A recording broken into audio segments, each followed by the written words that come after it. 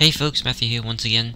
So, you've watched me take you on a tour of my hangar, you've watched me utterly fail at racing a Mustang Omega, you've even watched me play through the recently released tutorial mode, but you haven't yet seen me play through what can be considered the signature mode of Arena Commander, which is called Vanduul Swarm. I was going to do a whole playthrough video, but it ended up being an hour long after recording, so I thought, you don't want to sit through all that. So instead, I've settled on more of a highlights video focusing on the significant points of my playthrough. So with that in mind, let's go check it out. Vanduul Aerospace.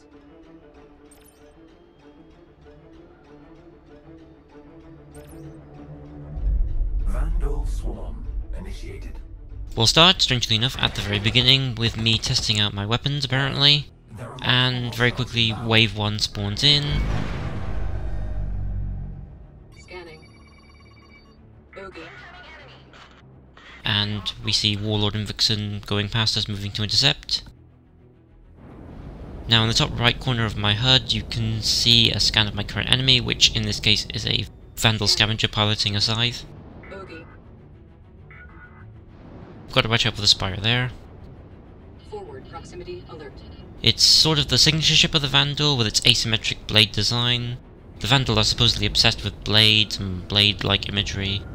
I like it as a ship personally, though it isn't particularly practical design, as in reality the flight control system would be continuously fighting the ship's own rotation, with the mass over on one side.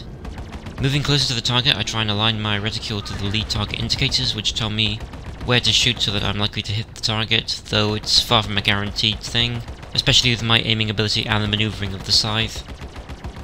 I do however get some hits in, and after bringing down the shield and weapons, start to impact the hull of the Scythe directly. I also try to alternate my weapons so that they don't overheat, which is a big problem with laser weapons. Less so with projectile weapons, but I don't have any of those on hand, so can't really show you them here. I get lots of shield impacts on my ship, so I'll have to keep an eye on my shield and hull status. I could take these Scythes out more quickly using my missiles, but I'd rather save them for the elite units, which you'll see spawn in later. Shields charging.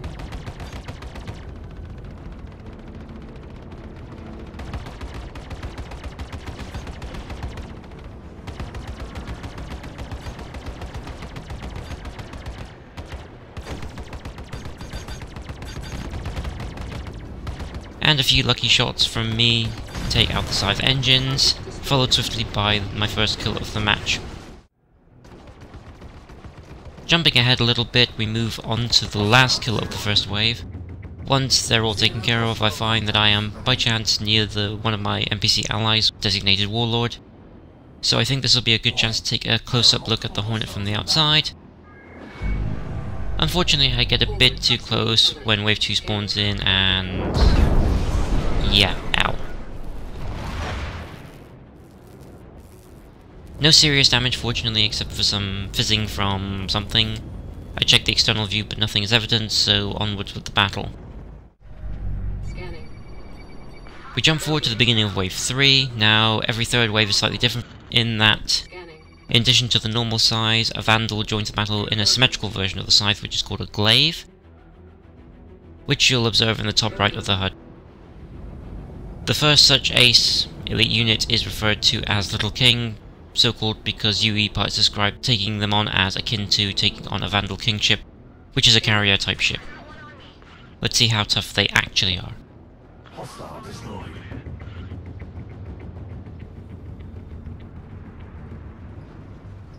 Much as I like the Scythe, I prefer the Glaive as it gets around the aforementioned rotation problem of the asymmetrical Scythe design. Here's hoping that I'll be able to acquire one in the persistent universe.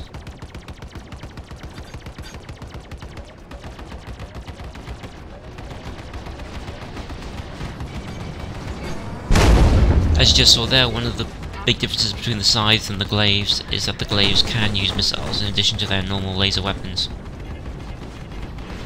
I managed to remove one of Little King's wings with my laser repeaters, and the missile from me finishes them off. Not quite a kingship in difficulty, but certainly tougher than a normal Vanduul warrior. In any case, with the elite gone, I turn my attention to the rest of the wave, which doesn't take me very long to deal with. Moving ahead to the next wave, here you see me chasing down the Scythe, but my Hornets have started to become damaged. You can see that a chunk of my tail section is missing.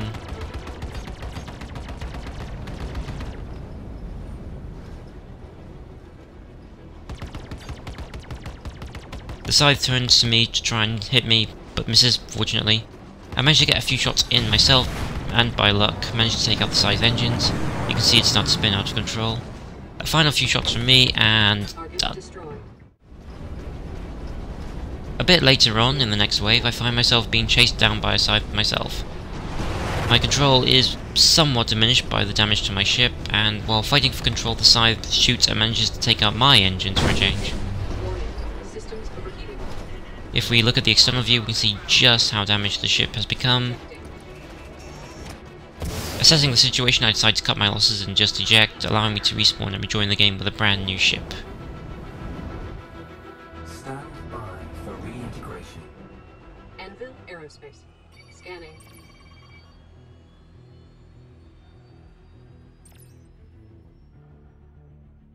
Initially, all seems to go well with the respawn until I notice something unusual. You may have noticed it already, but I didn't for quite a while yet. Specifically, there are no target markers on my HUD.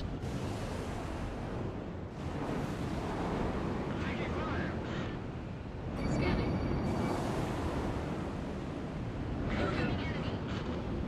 I look around, see if I'm just facing the wrong way, but there's nothing evident.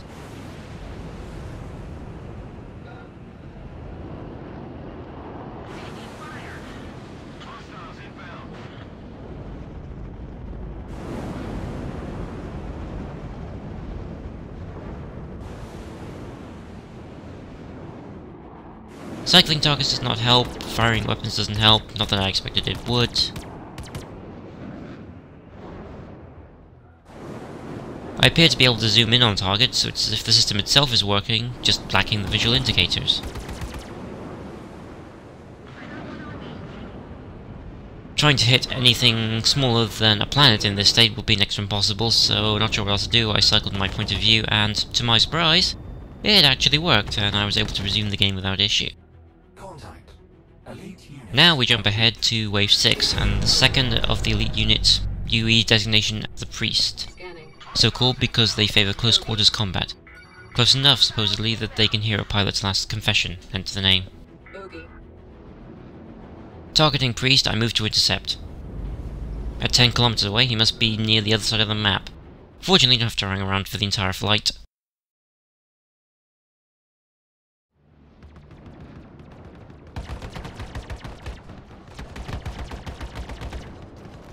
Scanning.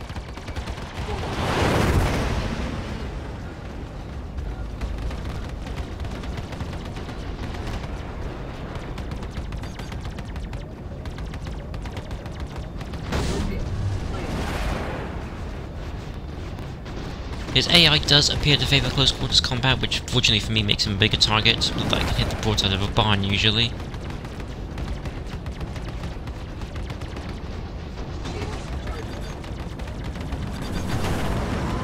But I fortunately have a brand new set of missiles after the respawn, and after a quick exchange of laser fire, a couple of my missiles make short work of his hull.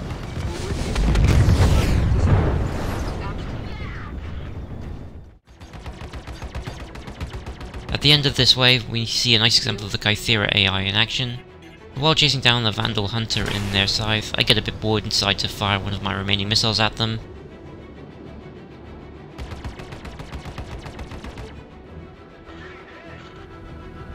Now, call me crazy if you like, but it looked to me like that Hunter shot my missiles out with his lasers.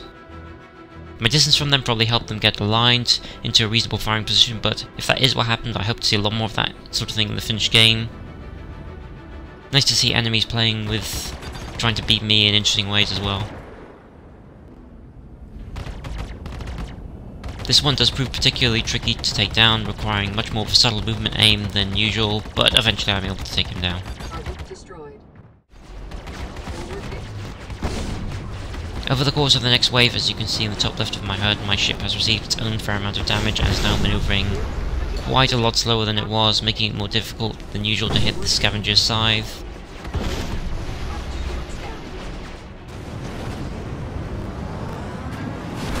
I start trying missiles in an attempt to take out more enemies, knowing that the ship doesn't have much life left in it, but before I can launch the second missile, I think my pilot gets hit directly by some laser or something, taking my pilot out for this ship life, whatever you want to call it. So I go on to my third and final life, and just there we get to see presumably the Scythe that took me out. Jumping ahead considerably onto the end of Wave 8, we see my new ship has damage comparable to the last one when it was taken out. Also, I clearly wasn't paying attention, as in hunting them, the Scythe have brought me to the edge of the map, which is potentially a life loss scenario, and in this case, game over, because I have no respawns left. Fortunately, I am warned in time and I'm able to turn away, but I'll need to be careful in the future. Shields full. Wave 9, Bloodhound. Once he locks onto you, he is impossible to shake, supposedly. Even in my damaged state, he must be my priority. While moving into weapons range, I take the chance to examine my damaged ship, which isn't something I get to do very often. However, I pay a little too much attention to my ship and not enough to where I am, and next thing I know is I'm flying through the Vanduul Horde. Fortunately, managing to avoid a missile at the same time. Lucky me. Turning my attention back to the Horde, I go after Bloodhound. While I get a few hits in, he's moving fast and I'm being peppered with laser fire from his friends. So now would be a good time for a missile if I didn't only have one left. If I use it, I can't afford to miss. Unfortunately, he was too close and I missed. And an ally has been eliminated. Wonderful.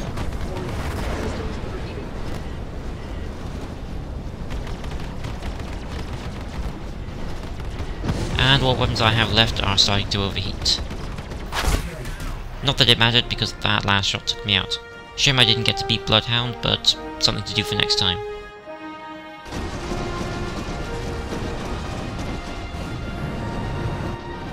Anyway, thanks for watching. The game you've been watching has been Star Citizen. If you're interested, you can find out more at robertspaceindustries.com. Thanks again for watching, and I shall see you in the verse.